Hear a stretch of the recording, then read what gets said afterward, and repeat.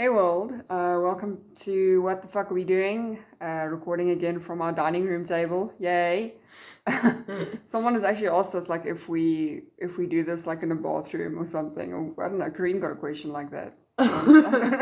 It's because of the echo. Okay, people, we've got free flowing space. Okay, that's why there's echoes. So it's not a bathroom; it's just the dining room table. Calm down.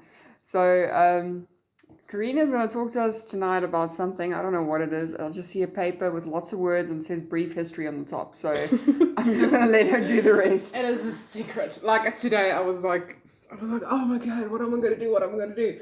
And then I just started typing. And I'm like, ooh, this looks interesting. And then I read more, and I'm like, what the fuck?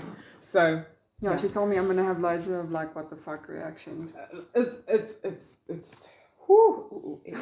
Okay. I don't know what that means. So we're training away from the paranormal for a bit. Like, it was getting too much for me. No, I'm just joking. I was about to say you liar.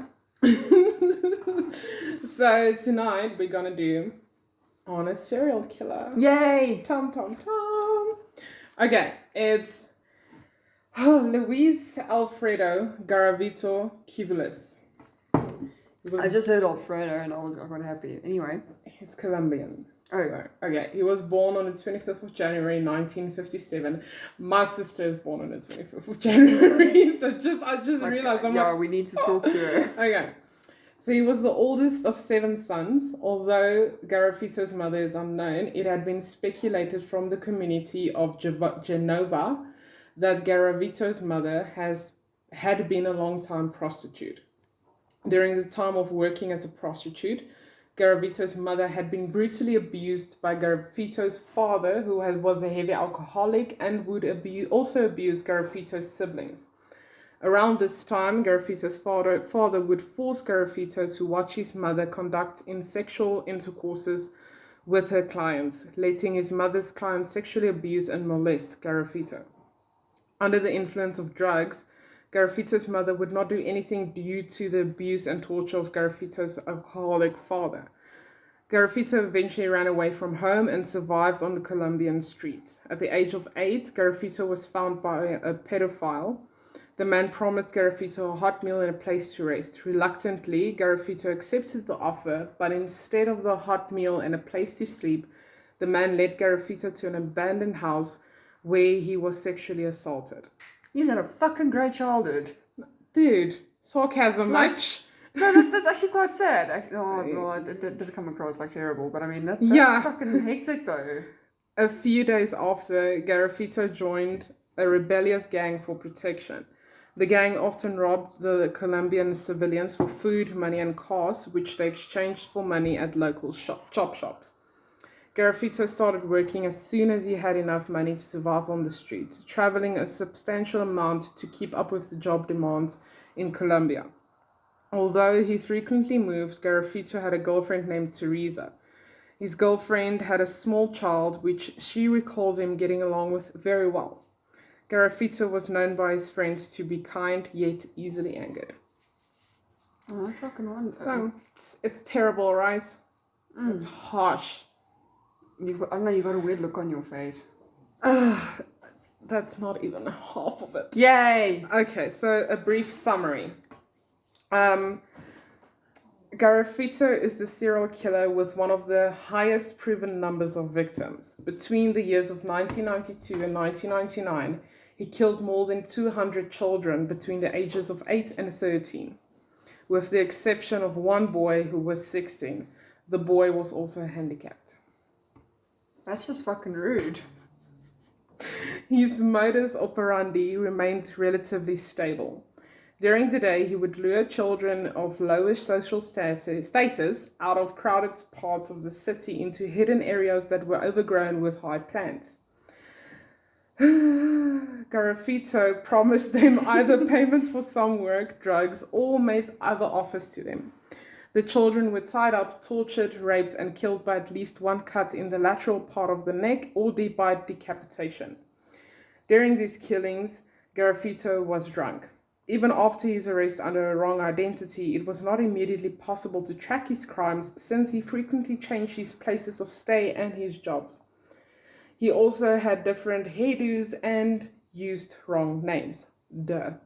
During his still ongoing confessions, he now directs the investigators correctly to all crime scenes all over Colombia. How the fuck did you find this? I just, I was sitting there and I was like, well, I want to talk about a killer. And then I was like, just the most horrible serial killer in history. And this guy's name pops up. And I was like, oh yeah, you deserve that medal, dude. Like, you are the worst of the worst. He's like the male version of Elizabeth Bathory almost. Like, even worse, man. I mean, Elizabeth Bathory it was no evidence that she raped every single one of her victims. No, I don't recall her like raping any one of them, but like for fuck's sakes, I wouldn't like having needles stuck under my fingernails. Like, yeah, that's but he also tortured. They don't go into how he tortured them, but okay. The discovery of his killing spree. In February 1998, 2 naked corpses of children were discovered side by side outside of the town of Genoa, Colombia. The location was set on the slope of a hill as most of the other crime scenes. The next day, only meters away, a third corpse was found, this time as in a state of advanced decomposition. All bodies had been tied at the hands. There were numerous blood stains detected in the area as well as a knife. The necks of the corpses and the external genitals were deeply cut or severed. On closer investigation of the bodies, bite marks and signs of anal penetration were discovered. A bottle of lubricant was found as well. Post-mortem interval could not be determined and DNA typing of the collected stains could not be performed because of costs. Since at the time there were several known serial killers on the loose in Colombia, it was not clear if these were victims of Pedro Alonso Lopez, known for around 70 victims, locally known as the Monster or Strangler of the Andes. The crime scenes and the state of the corpses did, however, not at all match the crimes of the other serial killers. Like, for example, Lopez only killed girls. Profiling was not possible due to organizational and funding problems, of course. It was found that the dead boys had been living in a town nearby. They were aged 11 and 13 and had been close friends. They came from a socioeconomically weak background and had to work in the streets selling fruit, chewing gum, etc. to add to their family's poor incomes. The investigators noted that one victim's mother commented that her son briefly returned home on the day he disappeared and told her that he would help a man with cattle transport. And B, it was odd that all children disappeared around 10 a.m. on different days. The explanation found much later that Garavito usually either offered the boys juice or cake in a local shop, checked out their character, structure of skin, soft, not too dark, etc., and then asked them either to walk with him or to help him with carrying something. Garavito adjusted not just his outfits, but also the task that he asked for according to this local situation. He also promised drugs to addicted children and paid stakes for children interested in games. Initially, Garavito had simply offered money, but since most children found this suspicious, he switched to a mixture of promises and an appropriate yet slightly raised amount of money. In all cases, he tried to lure the children away immediately in trying to avoid them to go home first. Close to his hometown, at 6 a.m. on the morning after Halloween, Garavito also found a victim by offering a child to help him collect sweets he lost the night before. Oh, bullshit, man. The fuck? Intensified investigation. So this is now the investigation part. Okay.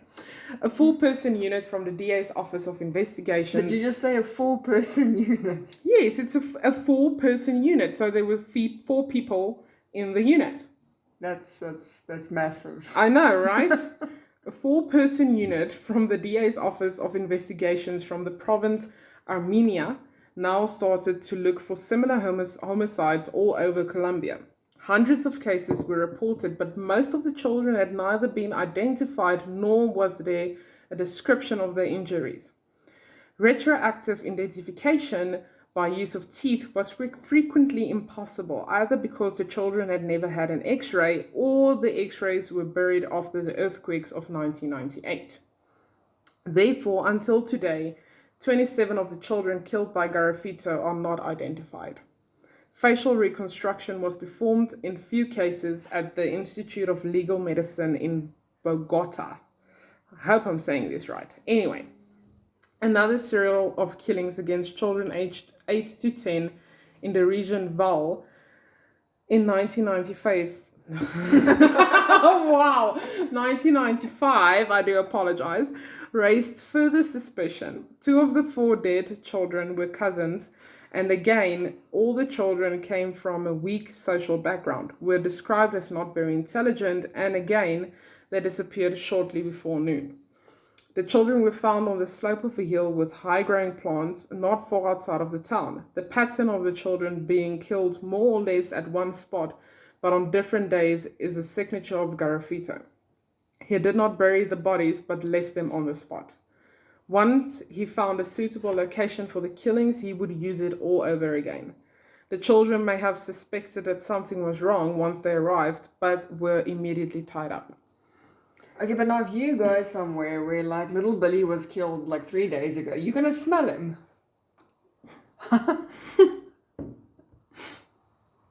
I'm sorry. I'm just like, now, if they keep on finding bodies at the same spot, why don't you just make a stake out there and wait for the dude? I mean, come A on. whole unit of 4 people. Like, Yeah, they're get it very done. busy. Anyway, Garavito could not help him stop himself even in dangerous situations. On the early afternoon of June 8th, 1996, a boy went missing in the town of Boyaca. He followed Garavito on his own bike, so no violence had taken place. The corpse of the boy was found 5 days later, decapitated with the severed penis stuck inside the mouth. The mother of the boy had immediately started a search and found that boy had last been seen in a local shop with some other boys, and a stranger bought them sweets. The stranger was identified as Garavito, who stayed in town. He was questioned by the police, but stated that he sure bought the children sweets, but then left alone. About 4 days later, That in its own isn't creepy. Garavito killed a 13-year-old boy in the close-by town Pereira. Like, this guy is just, oh wow. Wait, when were you born? Didn't you like say 15 something such and No, such? man. Garavito was born in 1957. Oh, I thought there was something about a 5 in there. Yeah. Okay, signature of the killings. Apart from the already mentioned behavior, decapitations, or at least their attempt, seems to be typical for Garavito. In many cases, because of the decomposition, the only way to prove this were notches in the 4th vertebra of the neck. The 4th vertebra of the neck. I have no idea what's going on. Anyway. Oh, mine's crooked. Many of the soft tissue cuts that could be documented were caused by a knife that produced raw lacerations, as if the blade was old or notchy. The internal organs were usually left in place on the abdomen. Garavito did produce multiple stab wounds, but no anatomical cuts. The only exception was a 10-year-old boy killed in January 1997 who was found under similar circumstances, but the wounds were produced by a stabbing weapon without a blade, impaling wounds. Dismembering of the corpses only took place in cases where body parts had to be transported out of houses, in which very few killings had taken place. In very few cases, he also put the bodies in bags and sank them together with stones in water. On many crime scenes, empty bottles of the cheapest brand of local schnapps were found. In fact, Garavito had a habit of abusing alcohol and left the empty bottles, just like the corpses, openly at the scene of the crime. No, bro, because like evidence isn't a thing. Garavito subdivided suitable killing places into sectors and killed one child per sector. In many cases, he very slowly tortured the children, who were sometimes tied in such a way that they could still walk around over quite a distance but not escape. Anal penetration seems to be a common feature of the cases, but it remains unclear if this was a post-mortem or peri-mortem act. Until today, Garavito draws precise maps out of his memory which show the exact locations of the corpses. Most of the crimes were performed on or around weekends when most children hung around the marketplaces. Garavito tried to lure them away during daytime because this raised less suspicion concerning the odd jobs he offered, as well as a possible non-presence at dinner. Before his confessions, the public still did not generally accept that one killer was responsible for all the crimes. Therefore, although there was no indication for it at all, the usual suspects, like Satanists or other secret organizations, were accused. Their responsibility was unlikely since no two killings took place at the same time. At the same time, the travel pattern of the offender was highly irregular.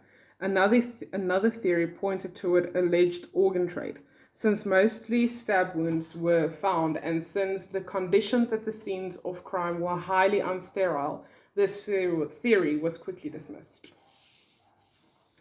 Oh, fuck, like, I wouldn't want, like, a kidney with possible fucking, some little like, grass and, some like herbs. cow feces or something on it. Okay, the arrest of Garavito. On April 22nd, 1999, in bushes close to a street leading out of the town Villa Vicencio in Colombia, a homeless man observed an adult male who tried to abuse a boy. On the same day, taxi drivers observed a man who matched the description given by the boy. The man had no personal ID. Sorry, I typed this very quickly, so there's some spelling errors. Anyway, the man had no personal ID, but gave the name and ID number of a man who was a politician in a small town. Since at that time no computer or file network and no obligatory registration of the place of residence existed, his data could not be checked. However, being asked where he intended to go, the man told the police that he walked into a town that was 90 miles away from the direction he had given. It seemed that the man had lost his orientation, and because of this matching personal description given by the boy, he was put in prison. In March 1999, after the police checked phone numbers that had been found in the prisoner's clothing, the investigators discovered that the prisoner's identity was wrong and that he was actually Garavito. By then, Garavito had long been on the list of suspects. Now, one of the relatives of Garavito handed over a case that Garavito had given her. Inside were not only cryptic notes, but also cut-out passport photos of many of the deceased children. What the fuck? This was the only keepsakes he kept. Trophies. Trophies, there we go. I didn't put that in there, but... Also, a calendar with further cryptic notes was found. This was later identified as the list of victims according to the dates.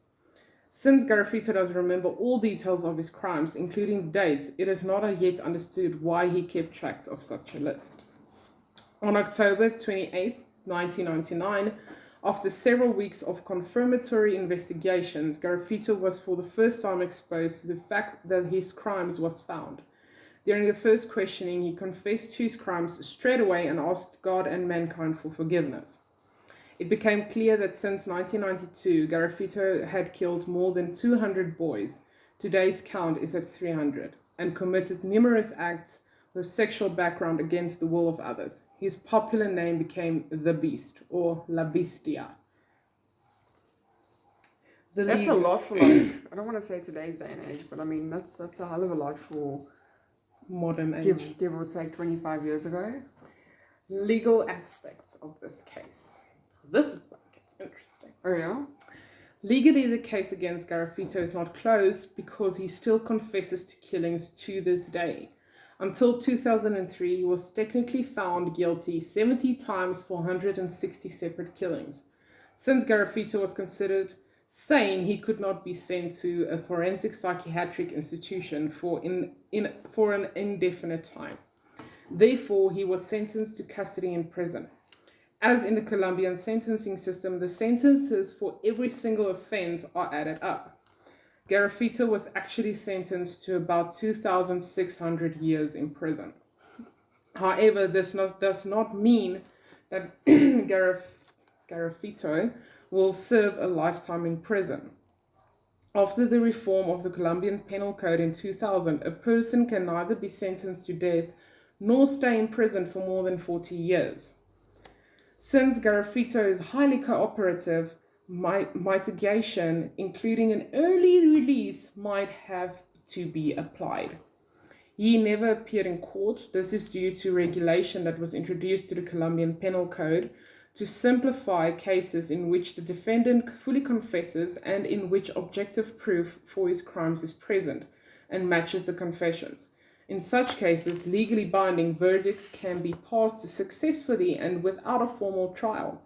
Also, the public massively outraged already, and a regular trial was not sought out by any party.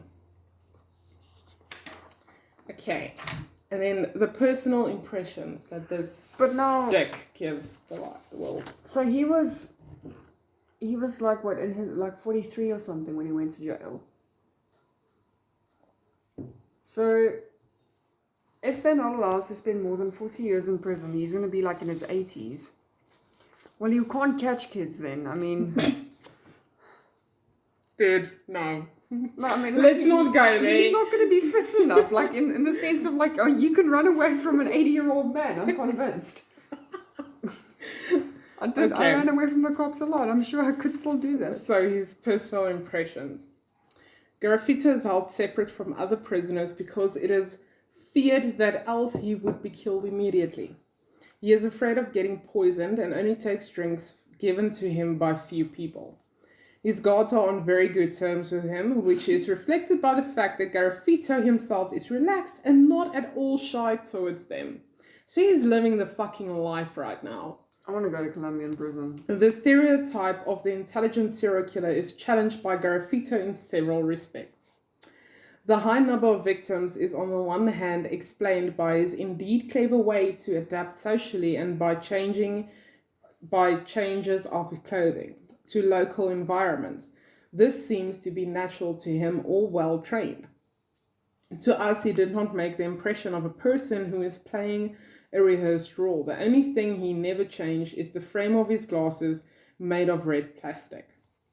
On the other hand, the high number of victims was also due to the chaotic and violent structures in Colombia.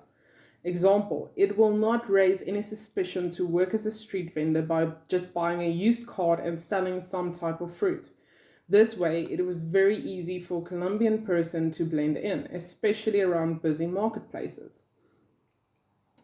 Furthermore, due to the poverty, odd jobs are attractive for children victims. Another observation that might speak against regular intelligence is that Garavito cannot restrict his train of thoughts. He will jump from one topic to the other, and even if he starts a conversation on a topic that he feels is interesting, he will switch to a different topic only seconds or minutes later. So he's like ADDs. I don't know. Attention span of a... He's just a dick. Yeah. Because of the complete absence of any psychological treatment, he is not used to talk about personal matters, even if it would aid to his cause. For example, one of the first things he talked to us about was an article from a popular science magazine that he found very interesting. He had written down notes next to the article. The article was dealing with children abused by their parents. When we asked why this caused his attention, he would absolutely not comment on the issue and switch the topic as if he had not heard the question. This is remarkable because it is the opinion of the police that Garavito was maltreated as a child.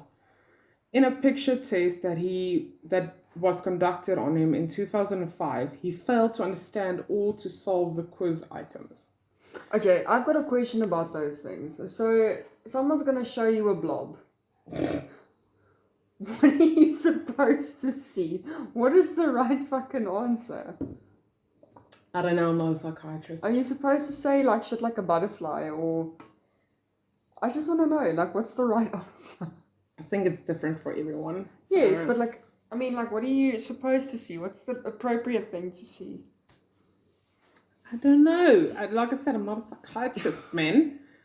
From a criminalistic point of view, it is remarkable that Garavito seemed to be too careful to take any trophies from the victims except of the photographs cut out of their ID cards. At the same time, he liked to be photographed. Several pictures show him as a street vendor inside of apartments where he lived, etc. Traveling for work is quite normal in many economically challenged countries. Therefore, Garavito did not raise suspicion constantly traveling throughout the country. In several cities, he lived together with women who were the same age or older than Garavito and who sometimes had children. In fact, Garavito seemed to be a caring father since his girlfriends never complained about him or stated any form of abuse concerning themselves or their children. They even mentioned that he enjoyed friendly play with his social children in at least one case. Garavito continuously sent money back to one of his girlfriends during his travels. The investigators believe that Garavito may have lived together with these women on a platonic basis. The second stereotype of a controlling personality seems to be correct for Garavito. He tries to reach his goals by the most appropriate social methods. An example, now by full cooperation with the police. However, until now, he showed no sign of true remorse. Talking to the police, he stated has sympathy for his victims. Whatever. Like, dude, no. In one case, he claimed to have felt sorry when a child told him about his abuse back in the family. Nevertheless, Garavito still proceeded to torture the child to death. No, because he was probably standing there going, it was me, and... His comments on the personal safety of others are ambiguous. For example, he very early in our conversation warned against walking alone in the streets. Yeah.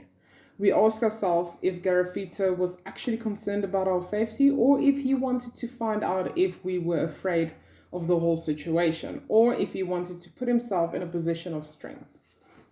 It seems that due to his personality, he still cannot control the situation because he does not fully understand the intentions of others. His ongoing confessions might seem to him as a way to get out of prison earlier, but obviously the police has their own plans to prevent this. When we visited Garavito, he complained that we did not bring expensive gifts, but only symbolic ones, like t-shirts, etc. Instead of telling us, he wrote an informant-style report to the police in which he noted what he remembered from our conversation and what we looked like. Garavito also told us that he wanted to understand the cause of his actions. Since he does not discuss personal matters in depth, we offered him to comment on the crimes of a different serial offender, either Jürgen Borscht or Father Denke. He was very interested to hear about the cases, but did not keep track of the conversation. Generally, Garavito gives the impression of an open, friendly person. In our opinion, he did not constantly lie to us, but seemed to be tense at times. Without being asked, he told us that he would not continue his killings outside of prison and that he had got everything sorted out in his mind. Who the fuck is going to believe that? I have no idea. Come on, man. That actually sounds so far-fetched.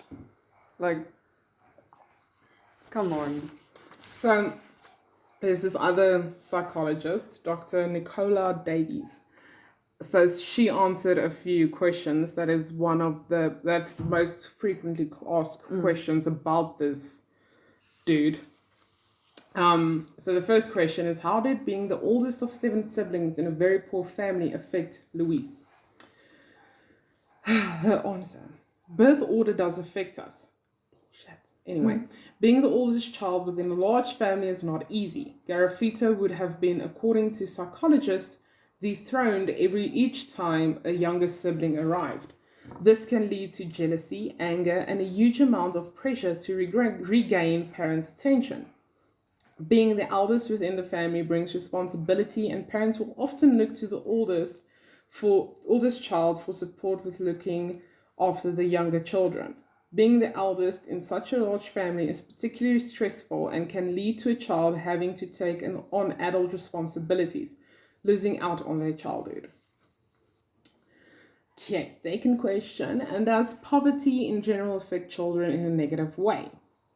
While there has been little research on how poverty affects children, more is known about how poverty during childhood impacts later adulthood. Young adults who experience poverty as children have been found to be in more trouble with the law and have spent time in prison. Oh my. Like this, I find it so funny how this always fucking happens. Every single time one of us reads something. School truancy? I don't know. How Which much? is I don't know. Truancy. Truancy. What truancy, whatever. I think. Which is common in families struggling financially, can lead to loss of opportunity and unemployment in adulthood. So basically not going to school. Did his rape as a child motivate in some way his later crimes?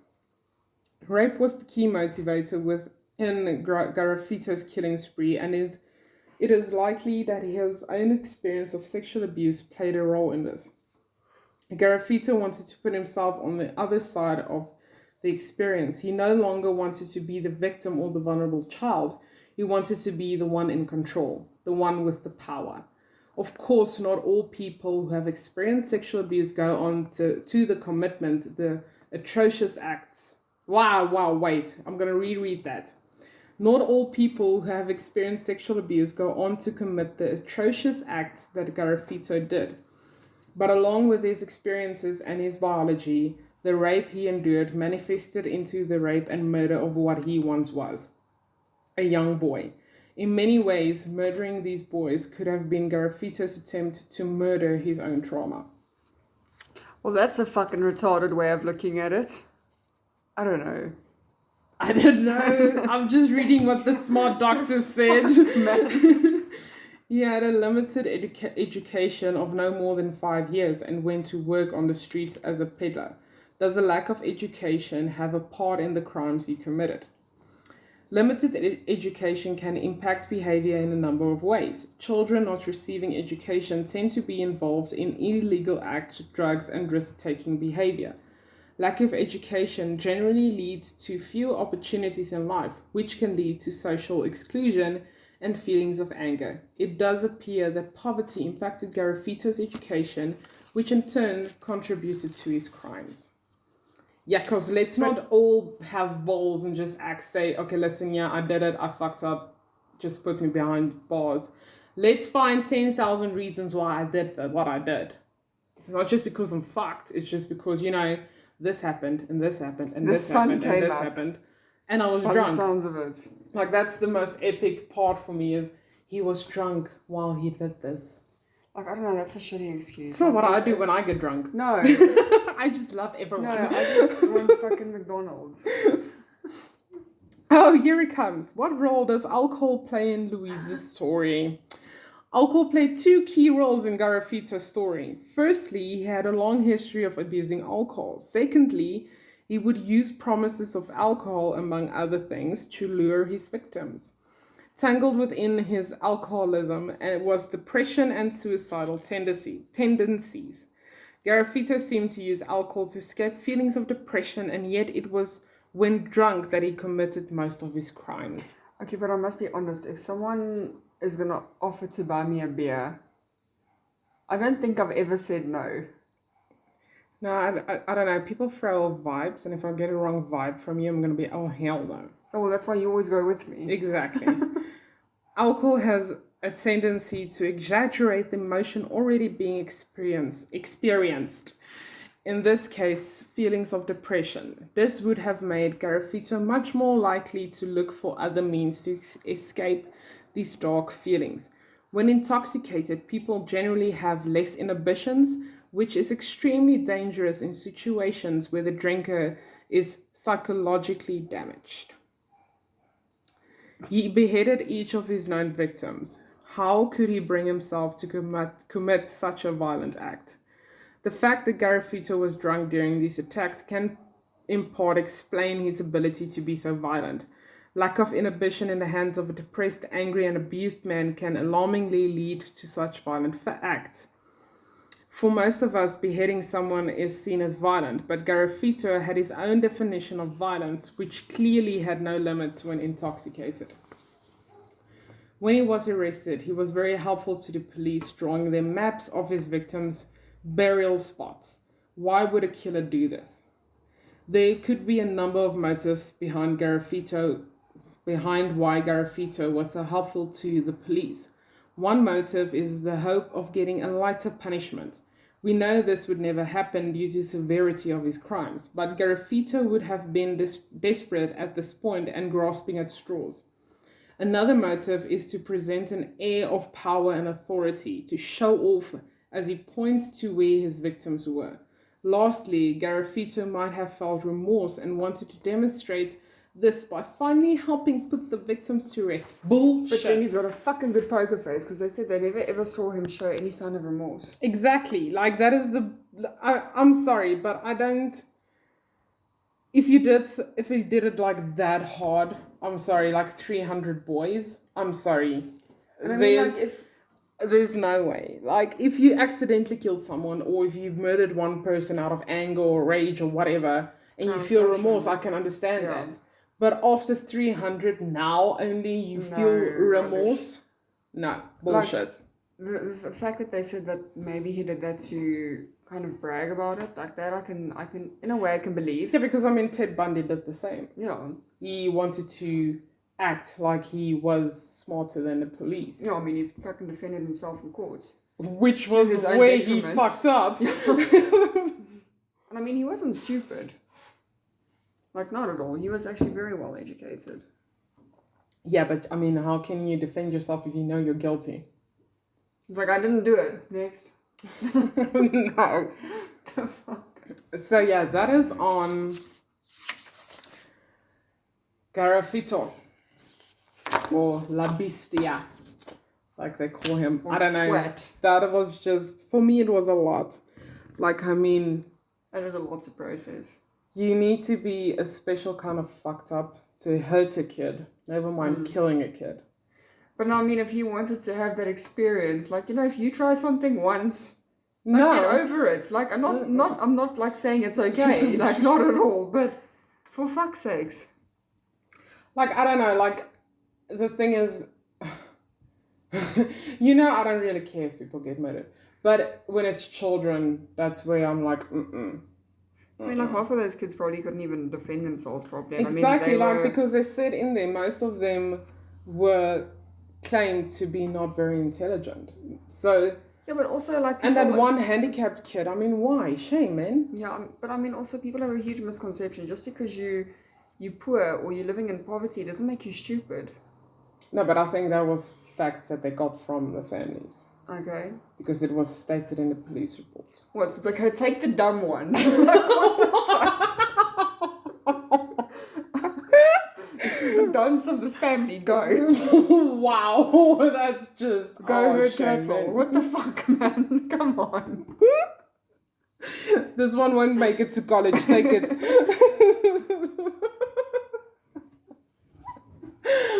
I don't know, man. I mean, obviously, if you're struggling to put food on the table and someone offers you a job, well, probably not in today's day and age because everyone is fucking sneaky and all kinds of crap. But I mean, that time it was less like taking into consideration now, if someone comes to me today and like, listen, I need to transport cattle, I'm like, good, go for it. Enjoy yourself. You have fun, bro. Yeah. Like, first of all, where?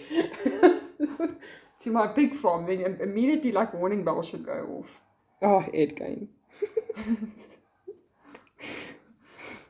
With his nipple belt and all. Oh, that's a lot. Eh? I heard today was actually quite interesting because while I do my research, I listen to, and I'm going to say it again, and that's why we drink. Because they are just, I love them so much. Anyway, so again, today they talked about something about Ed Gein. I listened, but I didn't pay too much attention. You heard it, but you didn't listen. You understand. Basically, yeah. So, that's the one chick's name. She discovered that they actually there was, everyone knows about the nipple belt that was discovered in Ed Gain's house. Yeah. But there was actually a doorbell also made out of a nipple. That's... I don't know how I feel about that. In all honesty.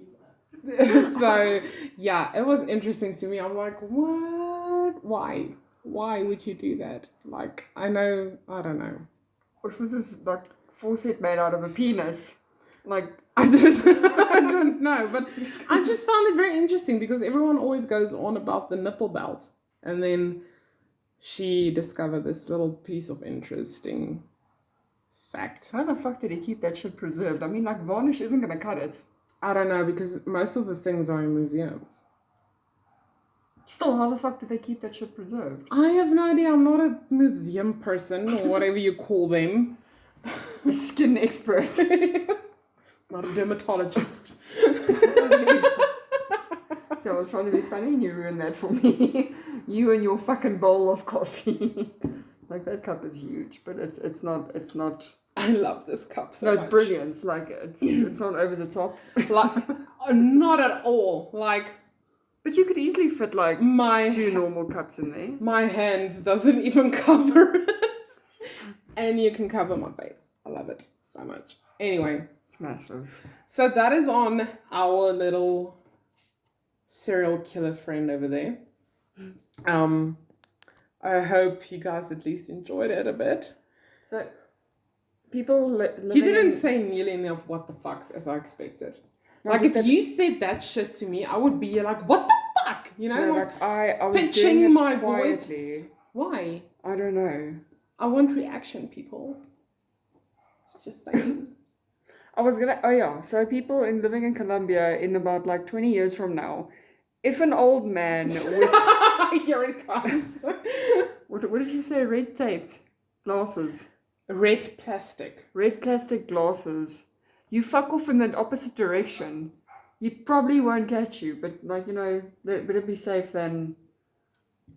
I don't know. Even nearly sorry. Like, just don't go losing your head, you know what I mean? Wow. No one needs that. So don't need that negativity in my life right now. So if someone says to you in Colombia, where you going, off my head is not the right answer. Like, I'm wondering. Okay, no, that's It's a it. legitimate That's it. questions. No, we're cutting it. Because I think there's still people that's a bit, Sensitive. I'm sensitive sorry. about the subject because it might have been a family member, a kid, a child. Like, for realsies, I don't mean like any disrespect at all. Yeah, but I mean, some people are sensitive. We know that by now. And that's just talking about South Africa. So everyone in the world, to an extent. Like, I don't know how I would feel if the police needs to come and knock at my door and say, listen, your kid has been decapitated. No, that's fucking hate. I mean, like, I wouldn't wish that on anyone. And by the way, we found his penis in his mouth. Like, how do you revert that message to someone else? Like, even remotely, you can't. Poor police. Oh, gosh, I've got a joke, but I'm not going to say The it. 4-man unit. Shame. Call the fucking SWAT team. Hey, Jose and friends, come here, let's go. But otherwise, how are you? Me? Yes. I'm fucking tired. Like, can you I can believe it? see Story of my that. life.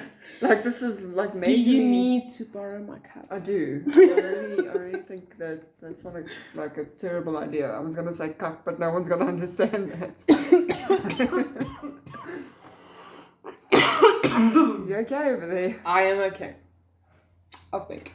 You think? How are you? I nearly died right now, but I'm good.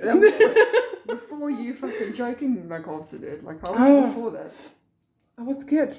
I was a bit shocked. Why? Because of what I just read.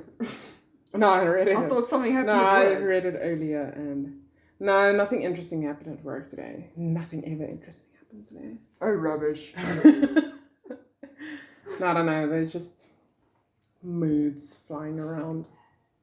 So it's a bunch of women. Yeah, and it's that time of the year. Oh, I thought you were going to say month. I'm like, oh my god, you're synchronized. No. Luckily we haven't all synchronized. That it's would fine. be a colossal fuck up. There would be a week where no one would speak to each other. Like, you don't even open a packet of crisps too loud. Murder would be a thing in the office, people. Fucking hell. But okay. That is it for tonight. I'm probably going to be talking about some random fucking bullshit again. No, so guys, this is what we're going to do. We're only going to bless you with 3 episodes per week because life is getting a bit busy.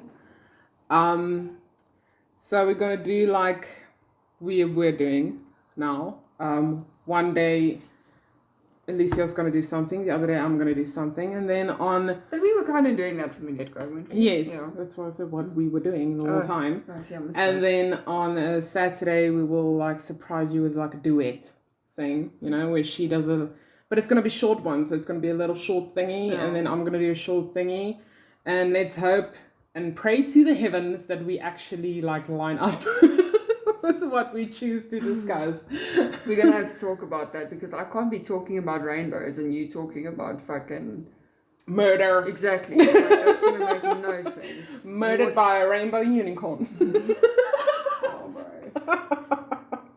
So we're talking about drugs this weekend then? Because Wow, no. I don't know, no. Kids, but don't do drugs. It's not good for you. No, it's not. Like that was like an after note. I'm really fucking tired, guys. I'm not even gonna lie about that. Yeah, but you know what? Like, I find funny though. I'm sorry. I'm gonna just ramble on about like some random shit. So You do you, boo. You got a full 10 minutes. Go. are we ready? Are we timing this? No, we don't. Yeah, I don't have to. You can end it now if you want to, but you want to vent. So Like, vent. No, I'm not really gonna vent. It's just like something I feel we that- need to end every episode with a venting session. Oh my gosh. Or we can do that on TikTok. I apologize in advance to I don't everyone. vent too much. It's just sometimes things bugs me. Like But bugs bug you. I can't fucking deal. Okay, but anyway, It's a you lot. was sorry, you were I'm gonna starting probably to forget. vent. Exactly. So why is it that everything that you are not supposed to do and everything like you're not supposed to eat or drink is bad for you, but it's so fucking fun? Like, I mean, as like kids, your parents would be like, okay, don't eat too much sweets. Mm. It's like, but candy cigarettes are great. Yeah, and then you end up like me. I smoked for 11 years full time. I only do it part time now.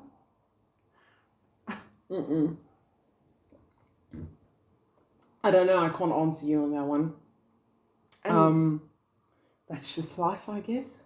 and like, don't eat too much chocolate. Then you get sick. But you know what? It's fine. It was an experience. You know, you've had it. You can also have that conversation with other people. I don't know. No, that's just no. You don't do that because then you feel bad afterwards, and then you're like, well, now I picked up like 10 Ks. Now I got to lose it again. Dude, when you're 5, you don't give a shit. Oh, I thought you were talking about being an adult. No.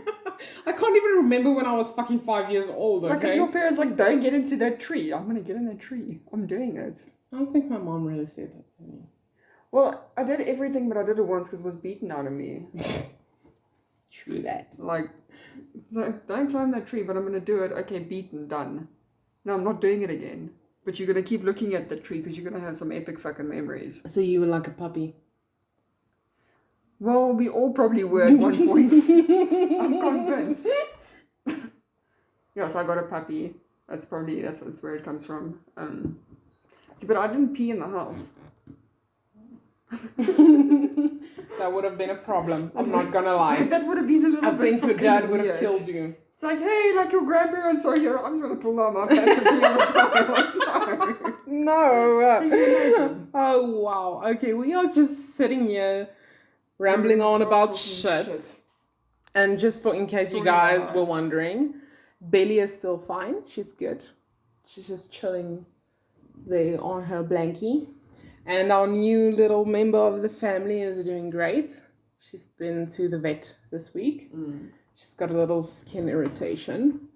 But she's better. She's a lot better now. She's not fucking trying to eat herself alive. She's fucking naughty, but we love her. I'm surprised she's got hind legs. No, I do love her so much. She's such a sweetie pie. And she's actually very well behaved. Like when she wants to be. I love how you need to think about when she's well behaved. No, I was going to say when no one's looking. But when she's sleeping, yes. no, she's brilliant. No, I love it to death. But on that little lovely note, we're going to love and leave y'all. Because, still need to do the editing on this. Editing? So, yeah. No, doesn't just go on YouTube. I know it doesn't. Yeah. So, guys, give us a like, give us a follow, subscribe. Thanks to everyone that has been loyal followers from the beginning. Mm-hmm. For our new listeners, welcome. Hi. Apologies in advance. Yeah, so guys, reach out to us, pop us an email, pop us a message on Facebook. If there's any topics you guys want to listen to or hear about, just message us. We can't sniff these things. But anyway, on that lovely note, we're gonna wish you farewell and enjoy your day or sleep well or whatever you're doing with your life. Yes. So bye.